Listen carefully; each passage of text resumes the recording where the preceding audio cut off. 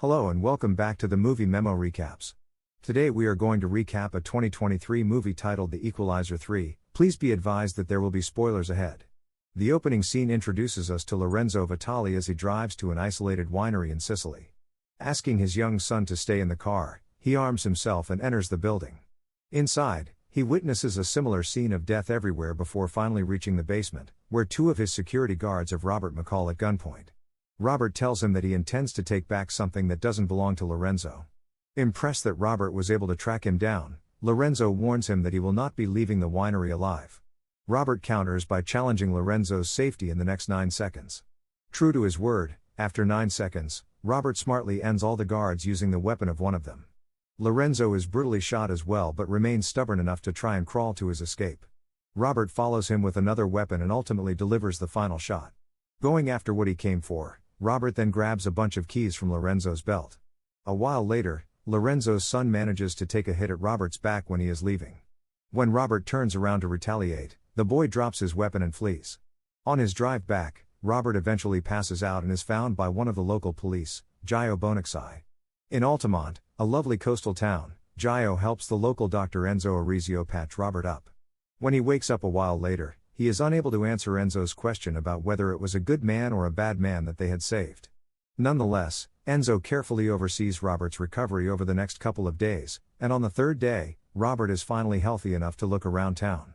At a local cafe, the owner and waitress, Amina, serves him their best coffee despite him having ordered a tea. She insists that he would forget tea once he tasted their coffee. Later, Gio gets to the cafe on his regular visit with his daughter, Gabby, and meets Robert.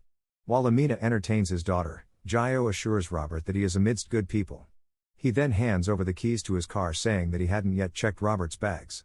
Back at Enzo's place, Robert anonymously calls the operations group of the CIA and speaks to Agent Emma Collins.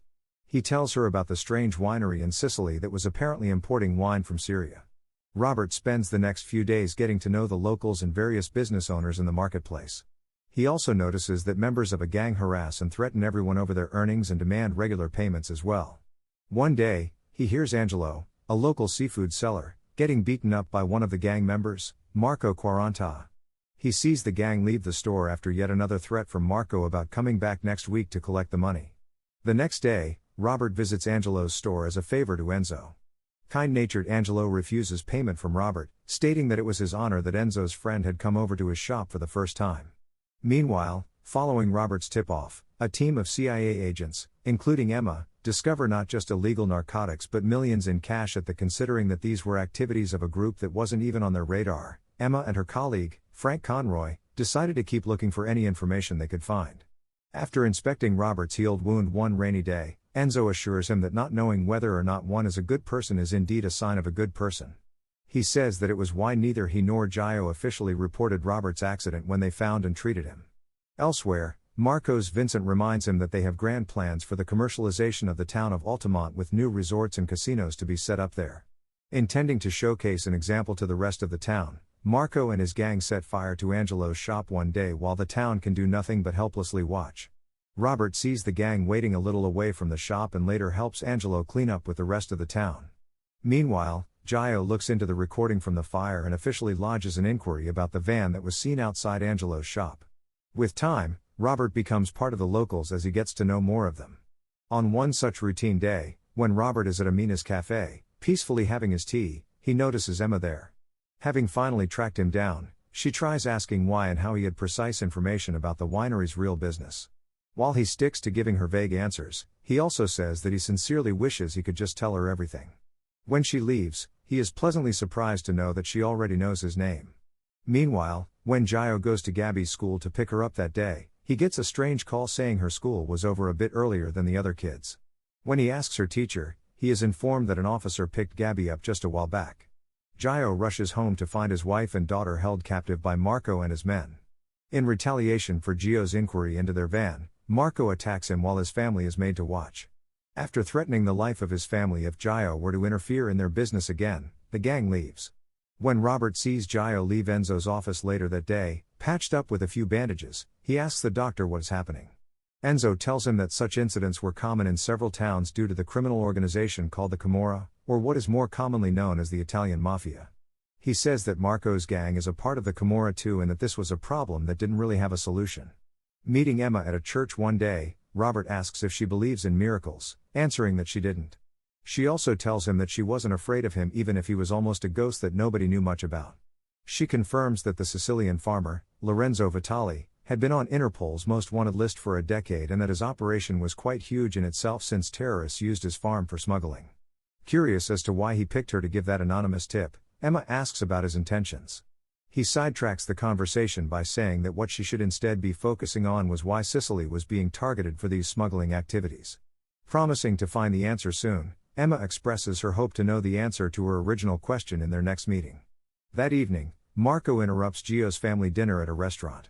He tells him that he had to approach the Somali family and arrange a few of their boats for the gang. When he spots Robert seated at a table across the room, he goes over and warns him to stay away from that which doesn't concern him. Saying that he doesn't appreciate threats, Robert asks Marco to take his friends and go someplace else with their business simply because he has begun liking Altimont and its people. When he doesn't take Robert seriously, Marco gets close to no warning when a sensitive nerve on his hand gets pressed on. Robert's pain compliance strategy lets him have Marco order his men to leave. He also gets Marco to leave him his weapon. Later that night, Robert fights Marco and a couple of his guys and ultimately finishes them. Frank calls Emma from Rome one morning to let her know about the latest station bombing. It had been found that the money from the narcotics was being used for similar terrorist activities. She tells Frank that while in Naples, she will look into getting more information from the inner groups to ultimately nab the wholesalers of the narcotics. Meanwhile, the chief of police of Naples visits Vincent and lets him know of the arrival of the CIA after his meeting with Emma. He suggests that Vincent stop all his activities, as he believes Emma will soon find out that the Camorra was involved in buying from their own enemies for the sake of a flourishing business, telling him that he will handle things with Emma. Vincent then slices off the chief's hand and threatens him to focus on finding out who was responsible for ending Marco's life instead. Elsewhere, Emma answers Robert's call and is told that the Camorra is behind the ongoing illegal activities. While talking to him, she narrowly escapes being a serious bombing victim of Vincent's plan to take her down as yet another deadly bomb goes off. She is immediately taken to the hospital to mend her injuries, where Frank assures her that he will undertake the rest of her work. That evening, having grabbed Gio and his family as leverage, Vincent proclaims to the town of Altimont to reveal the person responsible for Marco's death. He shoots at Gio's ear and threatens to end him with his next shot if he isn't honestly given the answer that he is looking for. Just as he threatens Gio with his family, Vincent is interrupted by Robert's arrival. Repeating what he had told Marco, he says that Vincent cannot take away the peace Robert had found in the town and among the locals of Altimont. He appeals to Vincent to let the others go and deal with him since he is the one responsible for Marco's end. As arrogant as his brother, Vincent replies that he is entitled to steal whatever he decides is right. He adds that ending Robert's life in the town square where his beloved locals could watch him was extremely fitting. He says that it would be another great example to show what happens to people who mess with him and the Camorra. When Robert visits Emma, she expresses her gratitude for having saved her life. Dropping the bags of cash he had brought along with him, he tells Emma of a guy named Dyer who had lost his pension due to a cyber attack.